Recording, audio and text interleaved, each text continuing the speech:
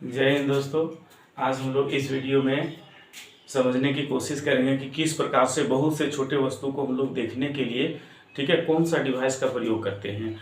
शायद आप कभी ब्लड टेस्ट कराए होंगे या साइंस लेबोरेटरी वगैरह में देखे होंगे छोटे छोटे ठीक है जो हम लोग डायरेक्ट आंख से नहीं देख सकते हैं, ठीक है उसको भी देखा जा सकता है। तो किसके माध्यम से देखते हैं आज हम लोग उस ठीक है डिवाइस के बारे में समझेंगे, उसमें होता क्या है सभी के ठीक है एक सब जितने फॉर्मेशन ऑफ इमेज है हम लोग डिस्कस करने वाले हैं। तो अभी तक इसने सब्सक्राइब नहीं किया प्लीज़ सब्सक्राइब कर लें, शेयर करेंगे जब खत्म हो जाएगा वीडियो ठीक है, और बेल बटन दबा लें ताकि आपको नोटिफिकेशन भी मिलता रहे। चलिए हम लोग समझते हैं क्या कि यह जो डिवाइस है जिसके बारे में हम लोग डिस्कस करने वाले हैं वो है कंपाउंड माइक्रोस्कोप है। कंपाउंड माइक्रोस्कोप एक प्रकार का ऐसा डिवाइस है जो हम लोग बहुत ही एक्सट्रीमली ऑब्जेक्ट को पानी बोल सकते हैं, बहुत ही छोटे वस्तु हैं जिसको नेक्ड आई से नहीं देख सकते हैं उसको देखने के लिए इसका प्रयोग करेंगे। इसमें बेसिकली दो लेंस लगा रहता है, ठीक है दो लेंस लगा रहता है। एक लेंस जो होता है जिसका एपर्चर छोटा होता है और फोकल लेंथ भी छोटा होता है उसको ऑब्जेक्ट के बगल में रखा जाता है, और एक और होता है लेकिन उसका फोकल लेंथ तो कम होता है लेकिन उसका एपर्चर थोड़ा सा ज्यादा होता है। या ऐसा समझ लें कि दो फोकल लेंथ ठीक है दो हम लोग के पास लेंस लगा हुआ है, दोनों का फोकल लेंथ स्मॉल है लेकिन जो आई के बगल में रहेगा उसका एपर्चर क्या होगा ज्यादा होगा, ठीक है। तो उसके बारे में समझने के लिए हम लोग चलते हैं थोड़ा डायग्राम के ऊपर। तो डायग्राम देखो हमारे पीछे यहाँ पे बना हुआ है, एक लेंस ये है और एक लेंस ये है, दो लेंस हम लोग के पास है। इस लेंस का हम लोग ऑप्टिकल सेंटर को सी से डिनोट किए हैं। यह देखो एक ऑब्जेक्ट यहाँ पे रखा गया है, ठीक है ऑब्जेक्ट है हम लोग के पास जिस ए बी ऑब्जेक्ट का नामिंग किए हुए हैं, और इस लेंस को हम लोग बोलते हैं ऑब्जेक्ट लेंस, ऑब्जेक्ट लेंस इसको हम लोग कहते हैं। दूसरा हम लोग के पास है एक और लेंस है, इसका आप देख सकते हैं कि इसका एपर्चर जो है सो कम है, इसका ज्यादा है, ठीक है as compared to that one, और यह आंख के बगल में रखा गया है इसीलिए इसको हम लोग बोलते हैं आई, ठीक है ऑब्जेक्ट आई लेंस भी बोलते हैं इसको, ठीक है आई लेंस हम लोग इसको बोलते हैं या आई पीस बोलते हैं। चलिए हम लोग देखते हैं क्या कि जब कोई ठीक है इसमें कंपाउंड माइक्रोस्कोप होता है क्या है, तो सिंपल सा डेफिनेशन बोलेंगे क्या कि यह एक प्रकार का डिवाइस होता है जिसमें बहुत ही एक्सट्रीमली स्मॉल ऑब्जेक्ट को देखने के लिए हम लोग इसका प्रयोग करते हैं, ठीक है। इसमें जो प्रिंसिपल होता है इसका प्रिंसिपल क्या होता है कि जब ऑब्जेक्ट एफ ओ ठीक है कि बगल में रखेंगे तो इसका image A dash B dash यह कैसा इमेज बन रहा है, यह रियल इमेज बन रहा है, ठीक है यह रियल और इन्वर्टेड इमेज फॉर्म कर रहा है, रियल और इन्वर्टेड इमेज इसका फॉर्म कर रहा है। तो प्रिंसिपल भी हम लोग वही लिखेंगे, ठीक है। अब दूसरी बात है क्या कि इसका हम लोग प्रिंसिपल वर्किंग क्या होता है, तो वर्किंग होता है क्या कि जब ऑब्जेक्ट ए बी को प्रिंसिपल एक्सिस के बगल में रखेंगे तो इसका इमेज जो होता है वो ए डैश बी डैश वर्चुअल तो बना ही, लेकिन इसको एडजस्ट करना पड़ेगा जब तक कि यह image A dash B dash का A double dash B double dash ये जो है ठीक है इरेक्ट इमेज ना बन जाए। इरेक्ट जस्ट उसी के पीछे बनेगा जहां पे ऑब्जेक्ट रखा गया उसी के बगल में यानी उसी साइड में बनेगा, ठीक है ये एडजस्ट करना पड़ेगा हम लोगों को, यानी जो आंख के बगल में ठीक है जो लेंस रहेगा उसको हम लोग को एडजस्ट करना पड़ेगा, और एक ऑब्जेक्ट के बगल में रहता है, दो लेंस रहता है ये ऑब्जेक्ट के बगल में ये आई के बगल में रहता है, ठीक है। तो हम लोग का ऑब्जेक्ट क्या है ए बी है, उसका इमेज क्या बना ए डैश बी डैश, नेचर क्या है real inverted bigger in size या हाईली मैग्नीफाइड बोल सकते हैं, ठीक है। और जब फिर हम लोग देखेंगे क्या तो इस लेंस के लिए ये ऑब्जेक्ट का काम कर गया, इस लेंस के लिए यह ऑब्जेक्ट का काम कर गया, ठीक है और इसका इमेज ये बन गया जिसको हम लोग ये इमेज फॉर्म कर गया, ठीक है। अब इमेज फॉर्म कर गया तो हम लोग यहाँ पे देखो सभी को लोकेट किए हुए, ये जो डिस्टेंस है यू ई मतलब होता है ऑब्जेक्ट, ठीक है ये जो डिस्टेंस है ऑब्जेक्ट के लिए लेकिन आई पीस का काम कर रहा है यहाँ पे इसलिए यूई से डिनोट किए हैं, F E focal length for eyepiece, ये डी है लिस्ट डिस्टेंस के लिए है, वी ई है ठीक है जो ये दोनों आपस में क्या है बराबर है, ये वी वो जो बतला रहा है इमेज बतला है किसके लिए इस ऑब्जेक्ट के लिए बतला रहा है, यू वो ऑब्जेक्ट को रिप्रेजेंट कर रहा है, F O focal length for ठीक है इस पहला लेंस के लिए रिप्रेजेंट कर रहा है। अब हम लोग इसका प्रिंसिपल यदि मैग्निफिकेशन देखेंगे तो मैग्निफिकेशन बतलाता है क्या मैग्निफिकेशन बतलाता है हम लोग का क्या कि एंगल सबटेंड जो करेगा इमेज के द्वारा और एंगल सबटेंड करेगा ऑब्जेक्ट के, दोनों के रेशियो को कहते हैं मैग्निफिकेशन कहते हैं। और मैग्निफिकेशन को m से डिनोट करते हैं, मैग्निफिकेशन को m से डिनोट करते हैं और m बराबर होता है बीटा बटे अल्फा, बीटा बाय अल्फा। यहाँ पे आप चलेंगे हम लोग डायग्राम में देखेंगे, ये जो हम लोग के पास है, ठीक है, इमेज फॉर्म करा, देखिए ये हम लोग का क्या ट्रायंगल से, इसमें एंगल कितना बन रहा है, बीटा बन रहा है। दूसरा हम लोग देखेंगे क्या कि ये अल्फा बन रहा है, ठीक है। ये बीटा और अल्फा के रेशियो को हम लोग बोलेंगे मैग्निफिकेशन हम लोग कहते हैं। और ये मैग्निफिकेशन जो होगा इसको हम लोग देखते हैं, हम लोग बात कर रहे हैं क्या कि देखिए इमेज में हम लोग सब लोकेट कर चुके हैं और मैग्निफिकेशन इसका निकालना है। तो मैग्निफिकेशन को क्या चीज से डिनोट करते हैं, m से, और m इक्वल टू होता है बीटा बाय अल्फा।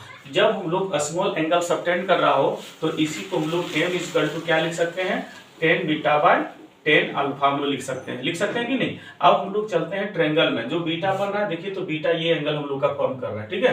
तो यानी कि फ्रॉम राइट एंगल ट्रायंगल कौन सा लेंगे हम लोग, C dash A double dash Q को, ठीक है। Now from right angle triangle, कौन सा ट्रायंगल हम ले रहे हैं, C dash A double dash और B डबल डैश, एंड दूसरा अल्फा वाला जो ट्रायंगल राइट एंगल ट्रायंगल लेंगे, ये देखिए C dash A double dash और Q, C dash A double dash Q को हम लोग लेंगे।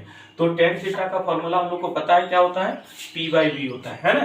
तो इसको हम लोग क्या लिख सकते हैं, m इक्वल टू बीटा के लिए लेंगे तो P बाई B, P क्या काम कर रहा है यहाँ पे, A double dash B double dash, A double dash B double dash divided by B क्या हम लोग के पास है, C dash A double dash.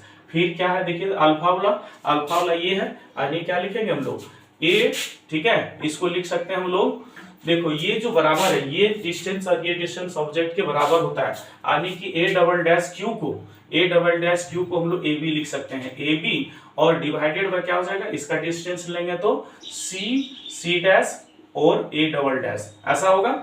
अब इसको क्यों यहाँ बगल में AB जो है, सो AB है वो A डबल डैश Q के बराबर है, बगल में हम लिख सकते हैं, ठीक है। तो इसको देखो कैंसिल कर दो, बचा क्या हम लोग के पास, m इक्वल टू बचा है A double dash B double dash divided by AB बचा हुआ।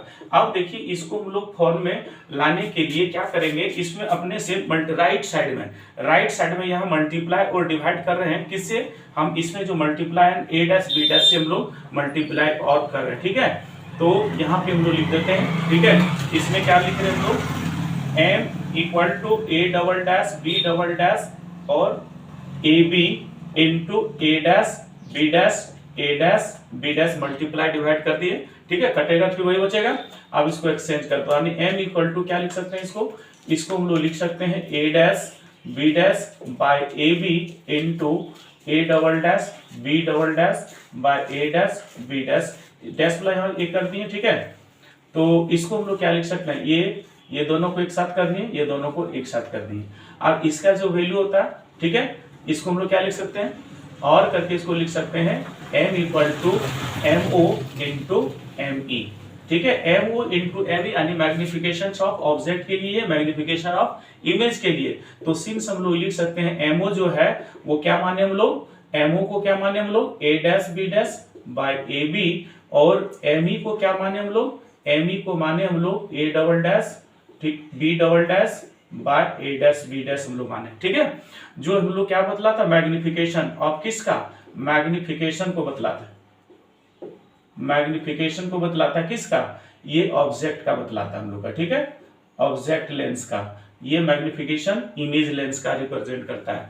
तो हम लोग यहाँ से अब इसको क्या लिख सकते हैं, MO को, चूंकि हम लोग जानते हैं क्या, MO जो होता है वो VO बाई UO के बराबर होता है कि नहीं, ठीक है। ऑब्जेक्ट डिस्टेंस का जो इमेज फॉर्म करेगा, ठीक है, और इसका ऑब्जेक्टिव के माध्यम से जो उसका ऑब्जेक्ट का डिस्टेंस होगा, इमेज डिस्टेंस और ऑब्जेक्ट डिस्टेंस के रेशियो को बोलते हैं। और उसी प्रकार से ME को क्या लिख सकते हैं हम लोग, ME को लिख सकते हैं V बाय UE, ये वैल्यू बैठा दो तो देयरफॉर क्या हो जाएगा, m इक्वल टू हम लोग के पास आ जाएगा VO by UO into VE by UE, ये हम लोग के पास निकल गया। अब यहां से हम लोग चाहे तो ये टर्म जो निकल गया, ठीक है, इसमें हम लोग वी और यूओ का वैल्यू हम लोग निकाल सकते हैं। कैसे निकालेंगे? वीओ को चाहे तो जोक से हम लोग छोड़ सकते हैं, या तो यू वी और यूई का वैल्यू हम लोग कैसे निकालेंगे? लेंस इक्वेशन हम लोग को पता है, ठीक है। तो लेंस का इक्वेशन कितना है? सिंस हम लोग को पता है क्या, तो आईपीस के लिए यदि लेके तो क्या आ जाएगा? -1/ue plus 1/ve equal to 1/fe। सभी में क्या करो, सब में ve से मल्टीप्लाई कर दो ऊपर वाले में। क्यों? क्योंकि हम लोग v के टर्म में हम लोग को लाना है। तो और करके इसको क्या लिख सकते हैं? 1/ue प्लस क्या हो जाएगा? ve/ve equal to ve/fe। ये कट गया हम लोग का, 1 बच गया। अब यहां से हम लोग के पास इसमें भी होगा ना, इसमें भी होगा ve। अब देखो एक्सचेंज कर सकते हैं, इसको हम लोग एक्सचेंज करेंगे तो कितना आ जाएगा? ये एक्सचेंज करेंगे, यानी कि हम लोग वैल्यू निकालना चाह रहे हैं किसका? ve/ue का। तो ve/ue इसको राइट साइड ले चलो, उसको इधर ले चलो, है ना। तो क्या हो जाएगा? यानी कि इसको लिख सकते हैं हम लोग -ve/ue, ठीक है, प्लस 1 इक्वल टू ve/fe होगा। ये fe हो जाएगा। और v का वैल्यू हम लोग निकालेंगे तो क्या निकलेगा? बोलिए तो v का वैल्यू जब आप निकालोगे इस इक्वेशन से, तो ये ठीक है, यहाँ माइनस आ जाएगा। क्या आ जाएगा? माइनस आ जाएगा, यानी क्या हो जाएगा? 1 माइनस, देखिए है ना, ve/ue माइनस को उधर कर दो, क्या हो जाएगा? 1 माइनस। तो इसको हम लोग लिख सकते हैं, वैल्यू जो निकला हम लोग के पास है v/ue को क्या लिखेंगे? ve/ue इक्वल टू, ठीक है, इसको उधर ले चलेंगे, t इधर आ जाएगा, 1 माइनस ve/fe निकल गया। ये v का वैल्यू निकल गया। साइन कन्वेंशन अप्लाई करेंगे तो क्या होगा? तो साइन कन्वेंशन जैसे ही हम लोग अप्लाई करेंगे तो फॉर्मूला v जो हो जाता है, देखो ये d है, यानी माइनस हो जाएगा, ठीक है, और fe जोक सो रह जाएगा। तो हम लोग सिंस क्या लिख सकते हैं? सिंस v जो होगा सो माइनस d के बराबर, तो देयरफॉर क्या होगा? ve/ue equal to 1 plus d/fe। एक रिलेशन हम लोग के पास यहाँ से ये निकल गया। तो ये भी रिलेशन हो सकता है। दूसरी बात क्या है कि यदि इसको हम लोग, ठीक है, ये सब्स्टिट्यूट करेंगे, v/ue का वैल्यू निकल गया, और यहाँ पे देखिए हम लोग के पास ये इस इक्वेशन, इसको 1 मान लें, ये वैल्यू वहां पे सब्स्टिट्यूट कर देंगे। सो फ्रॉम फर्स्ट यहाँ पे लिख रहे हैं, ठीक है। सो फ्रॉम इक्वेशन फर्स्ट को आप देखेंगे तो मैग्निफिकेशन जो हो जाएगा वो vo/ue इनटू क्या हो जाएगा? 1 प्लस d/fe के टर्म में हम लोग के पास आंसर दे देगा, ठीक है। अब यहाँ से इसको हम लोग क्या करेंगे, इसी को आप देखें, vo को क्या लिख सकते हैं? vo को हम लोग लिख सकते हैं l लिख सकते हैं, क्योंकि ये लीस्ट डिस्टेंस को रिप्रेजेंट करता है। और uo को और करके इसको हम लोग क्या लिख सकते हैं? m इक्वल टू क्या हो जाएगा? माइनस l बाय क्या हो जाएगा? fo इंटू 1 प्लस d/f या fe भी हम लोग इसको लिख सकते हैं, ठीक है। fe लगा दो यहाँ, बेटर रहेगा। fe वहां से लेकर के चल रहे हैं हम लोग fe।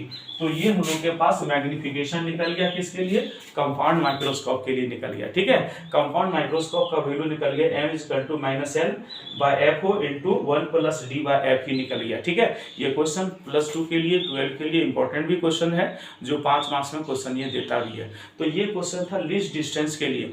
यदि अब मान लेते हैं क्या यह हम लोग को इन्फिनिटिव के लिए यदि देगा, तो इन्फिनिटिव के लिए कहने मकसद क्या है कि ये वेट थोड़ा आगे, ये जो इमेज फॉर्म कर रहा है ये कहाँ पे बनेगा? ये बनेगा इन्फिनिटी पे। मतलब क्या है कि फॉर्मूला तो हमें पता है कि m बराबर होता है, जो ऑलरेडी निकाल चुके हैं, कितना निकाले? mo और me निकाले इंटू me निकाले।